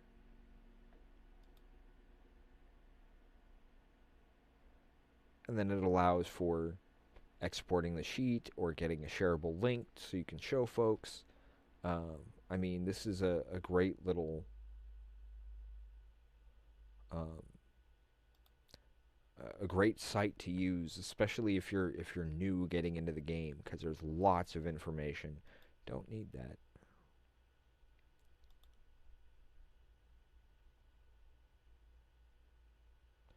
You'll notice that certain ones are in certain campaigns. I've got others that are a little busy. That one I don't need. I can redo that anytime. Lucas is a recurring character of ours. I miss Jaren. Jaren was cool.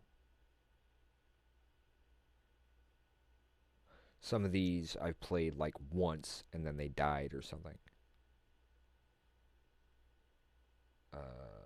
Oh yeah, my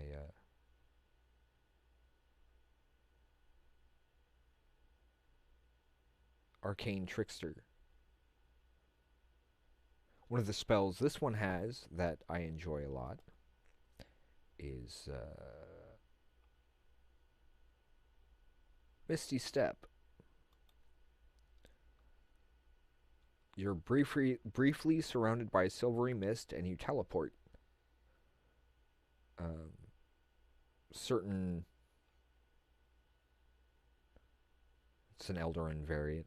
Certain Eldarin variants will also add an elemental or a seasonal based effect that goes along with the Misty Step, like setting somebody on fire. Crown of Madness is interesting. This is one of my favorites because of Caleb from Critical Role, who will be on tonight, by the way. 9 o'clock Central, 7 o'clock West Coast on Pacific time. We will be hosting, but they are definitely worth checking out, whether you see it with us or through their own channel. Their language tends to be a bit harsher than ours, just to give fair warning. But they're an amazing group of people, and they're extremely helpful. Also, if you're new to D&D and you really are interested in playing, there's all kinds of articles and videos and all kinds of other things available, including deep dives into lore, Critical Role itself, anything you might be interested in. They tend to have all sorts of stuff here. We've got stuff set up on the bot, like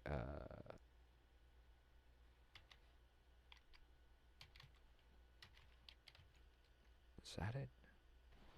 Forgot what the command for that is. Give me 1 second. Just because we want to try and help folks be able to do more with what's available. And I know that most of our streams have a tendency to be us playing video games, because when we're working on this stuff all day, it can burn you out. It really can. And so those are the times when we end up needing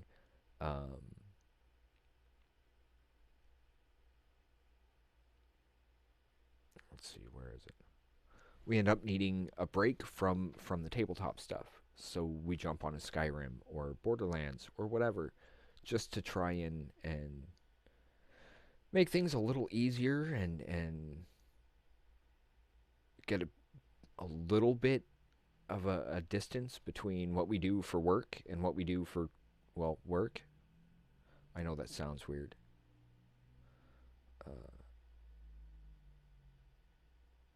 I know these are on here somewhere.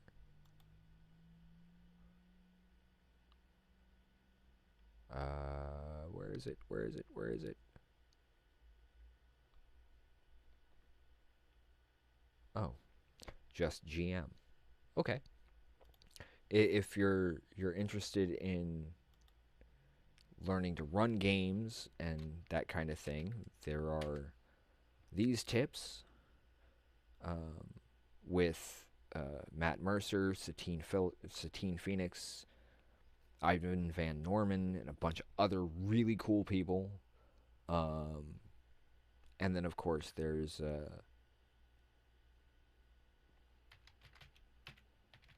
for those who are just interested in learning how to play or create your characters a little more smoothly, help make them a little more interesting. There's also those videos there, which were put out by folks to make quick building your D&D characters a little easier and that kind of thing. Whoops. For the most part, we just sit here and come up with characters. This one's blank. I mean, we do have another one, but we tend to use this for, let's see, sit here and we'll drop this out here for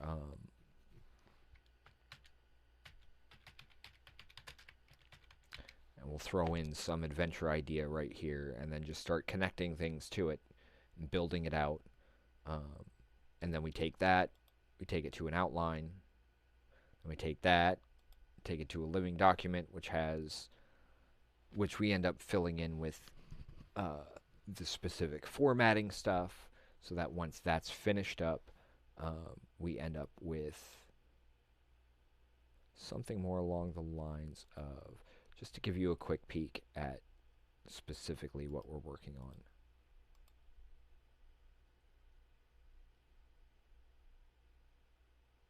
This is our current one-shot, which I'm not going to leave it up here for too long because we've got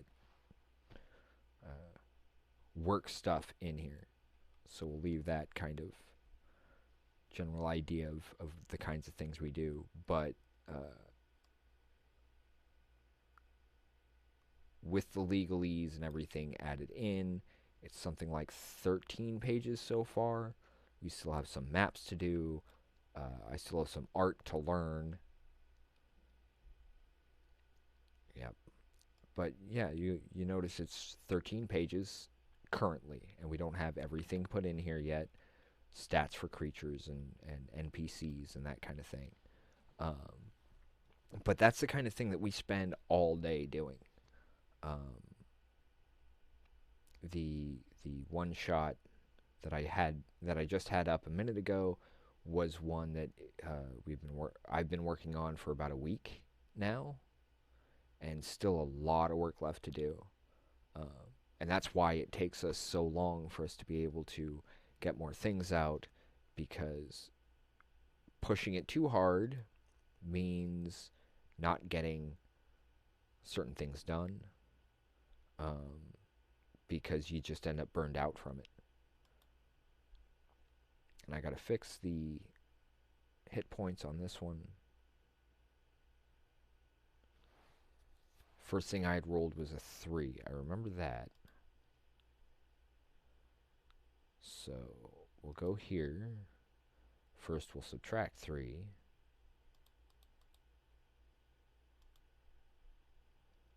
Then we add 8.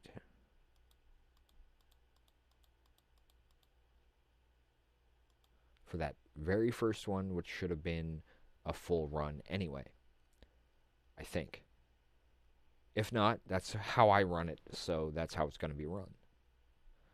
And that's the big thing about D&D is it's the DM who sits there and goes, you know what, this rule doesn't work for our table, we're going to do this instead. Not many games allow that kind of thing, although Skyrim, with its modding capabilities, and the other games that have mod stuff out,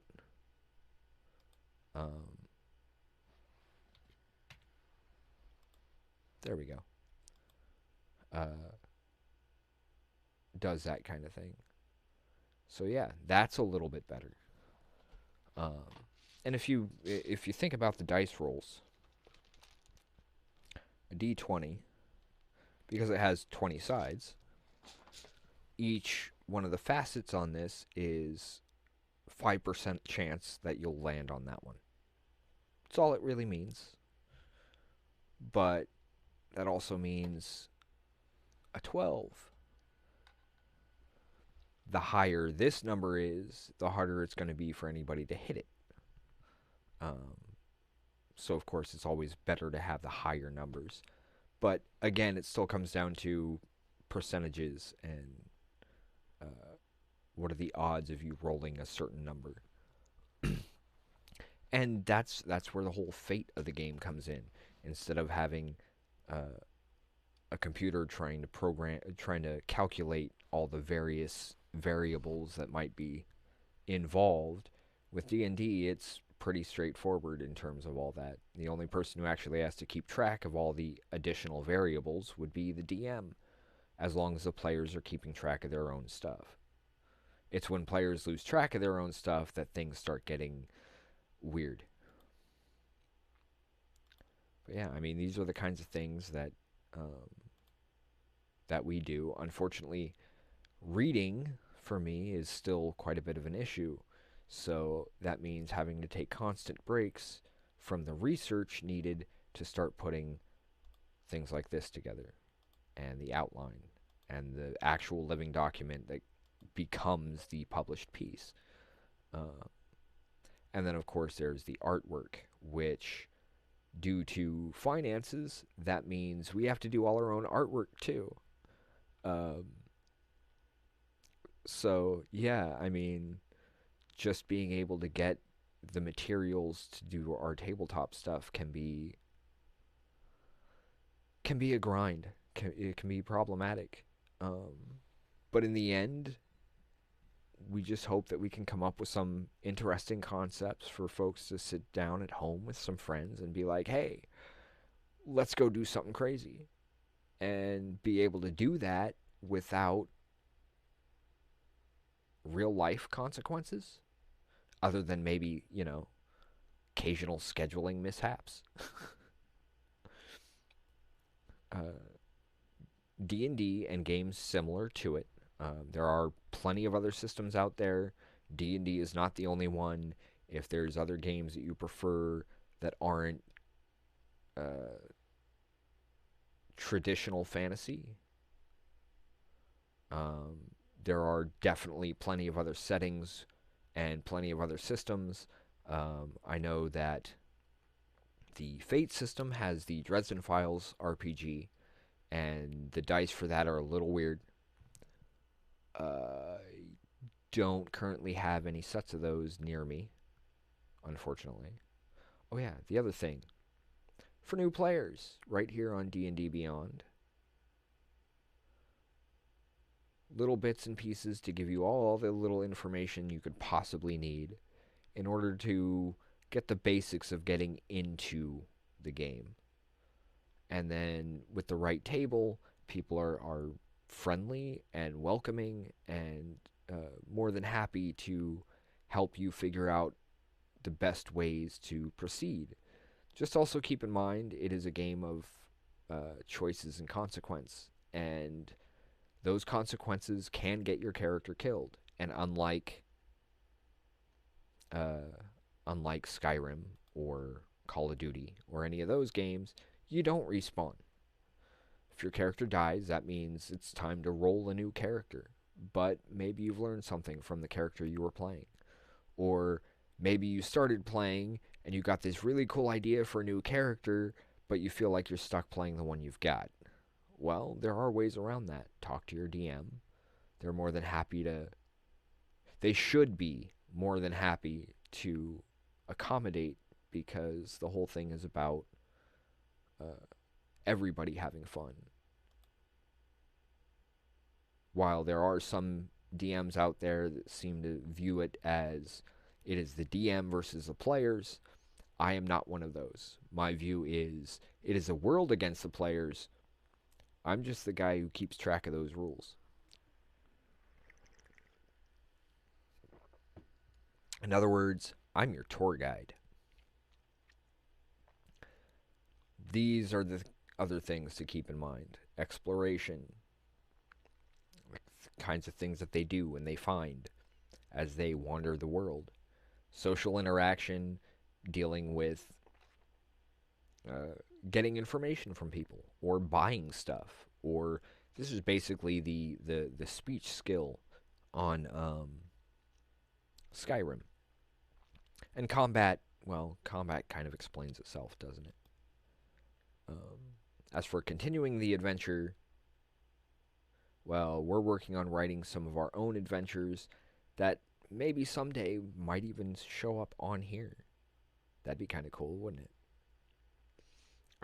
And I'm sorry I've kind of wandered off the character creation path here, but part of that is again I have not been sleeping very well lately. Last night I couldn't even lay down until I had finished the rough cover art for that one shot we're working on. As such, it has me kind of worn out. My health isn't the best. We would have started at 5, but the second I sat down to do it, my stomach started acting up, and I had to push it back an hour. Honestly, I would love to continue on until 9, but I think I'm going to have to call it here. I apologize for calling it early, but can't really help it at the moment. However, not tonight because it is Thursday, and Critical Role and their rebroadcasts will be on tonight. So no Insomnia Squad, but tomorrow we'll be back to our usual video game stuff. If folks would like to join us for additional um, character creation and that kind of thing, we're more than happy to do that too. We just gotta work in the best time for that kind of thing. Um, I'm not actually going to bed yet. I don't have the energy to continue on stream, unfortunately. Uh, I will be here in chat at twitch.tv/wolvesdengames. So if folks want to just chill and hang out and talk, I'm happy to do that too. We'll be here as long as I'm awake. As long as somebody's awake, there's usually somebody in here. Um, Otherwise, we do have that Patreon to kind of get started on, figure out how to get those tiers working nicely for folks, um, as well as, uh, well, I still have some in adventure art to do. I've got at least 4 maps for the one shot that we're working on right now, let alone for anything in the future. And of course, doing all those maps the way we have to should make it easier for us to do a stream with our viewers as far as playtesting some of our games, because I'll be able to bring the maps up and put them up so that the players can see them and see where they are and what they're doing, in order to help kind of get some of those ideas figured in terms of environment and what you're facing and where it is compared to where your character is. It is quite possible to run a game entirely without any maps whatsoever. I just personally find it a little easier to track events if I have a map I can move things around on. I do want to thank everyone for joining us so far. I gotta grab Carl for our outro. But other than that, we will be here tomorrow. We will be here at least until the live show for Critical Role starts. Then there might be a nap. Odds are I will still be in here at some point during one or both of the rebroadcasts, but we'll see how things go. Depends entirely on how my brain decides to work. But until then, thank you for joining us. We do hope you'll join us next time, and we hope that the whole character creation thing kind of maybe sparked a little inspiration for you. Not necessarily for D&D, but if it is for D&D, even better, because it's a very fun game to play. It really is. And it gives you so many options that most games just don't, especially video games, because programming takes a lot. So yeah, thank you for joining us. We do hope you'll join us next time. I got to make sure that Carl's not sleeping so he can finish out our outro here. And if anybody has any questions or comments, please feel free to mention it here or on Facebook or on our Discord, whatever works for you. And we'll see you on the next one. So until then, I'm Geroya'lor Kyr, and bye for now, folks.